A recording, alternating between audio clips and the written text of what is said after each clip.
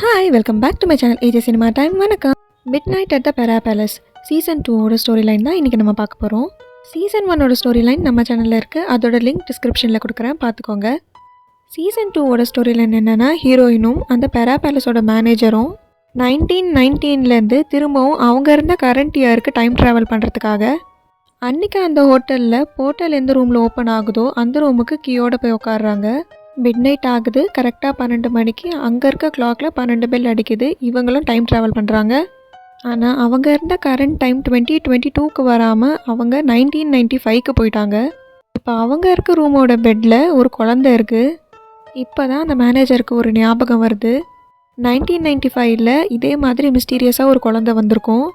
அந்த குழந்தையோட அம்மா அப்பா யாருன்னு தேடி பார்த்தா யாருமே கிடைக்க மாட்டாங்க. அதனால் அந்த குழந்தைய ஆர்ஃபனேஜில் சேர்த்துருப்பாங்க.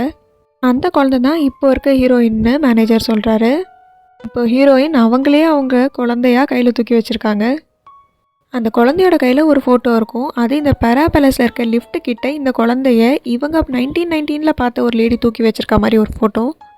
இதை பார்த்து ஹீரோயினும் மேனேஜரும் புரிஞ்சுக்கிட்டாங்க, ஹீரோயின் 1995ல் பிறக்கல, இவங்களை யாரோ 1940லேருந்து டைம் ட்ராவல் பண்ணி 1995க்கு அனுப்பியிருக்காங்கன்னு.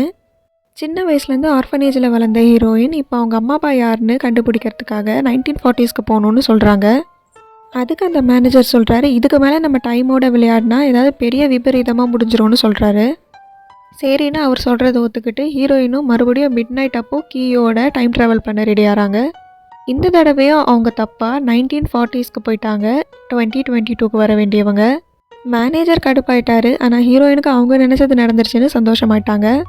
இப்போ அந்த ஃபோட்டோவில் இவங்களை கையில் வச்சுருந்தவங்கள தேடி போகிறாங்க, இவங்க அம்மா யாருன்னு கண்டுபிடிக்கிறதுக்காக.